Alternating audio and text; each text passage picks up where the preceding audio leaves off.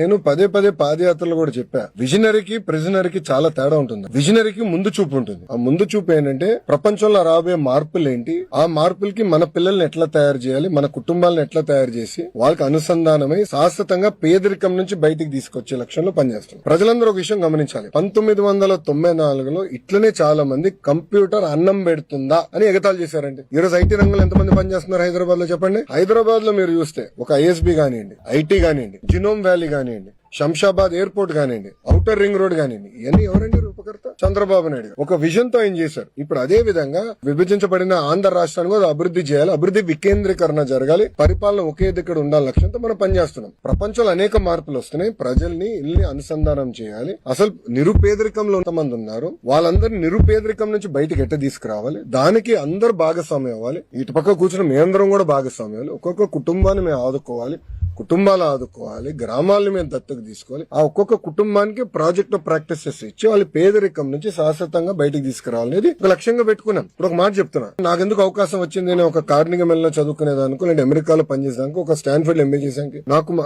కుటుంబ సభ్యులు బాగా చదవాలి, బాగా పని చేయి, నాకున్న నెట్వర్క్ ద్వారా నేను అందరితో మాట్లాడారే ఏ యూనివర్సిటీకి అప్లై చేస్తే బాగుంటుంది, నాకు వచ్చిన మార్కులు ఇది, నాకు ఎక్కడ అవకాశాలు వస్తాయి. చాలా మంది మెంటర్స్ ఉన్నారు. ఇప్పుడు నారాయణ గారు నాకు టీచర్ ఇంటర్ లో, ప్రొఫెసర్ రాజిరెడ్డి గారు నా మెంటర్ కార్నిగమెల్ లో, వాళ్ళందరూ నాకు మెంటరింగ్ చేశారు కనుకనే నేను ఈ రోజు ఈ స్థాయిలో ఉన్నా. అలా చంద్రబాబు నాయుడు గారు ఏంటి P4 విధానంలో మెంటరింగ్ చేయమని కోరుతున్నారు. దానికి ఆయన ఎందుకు కంగారు పడుతున్నారు? ఆయన కూడా మెంటర్ చేయమనండి. అరే సొంత చెల్లికి తల్లికి మెంటర్ చేయలేనోడు ఊకే మాకెందుకు లెక్చర్లు వీక్తాడు? ఇప్పుడు ప్రిజనరీ ఏంటంటే ఎప్పుడు జైలు వైపు చూస్తాడు స్వామి, ఆయన చూపు ఎప్పుడు జైలు వైపు ఉంటుంది. ఆయన చేసిన తప్పులకి జైలు వైపు చూస్తాడు. అందుకే ఈ రోజు చూస్తే ఆయన తిరగలేకపోతున్నాడు ధైర్యంగా. అది ఈ రోజు ఉన్న పరిస్థితి ఆంధ్ర రాష్ట్రం.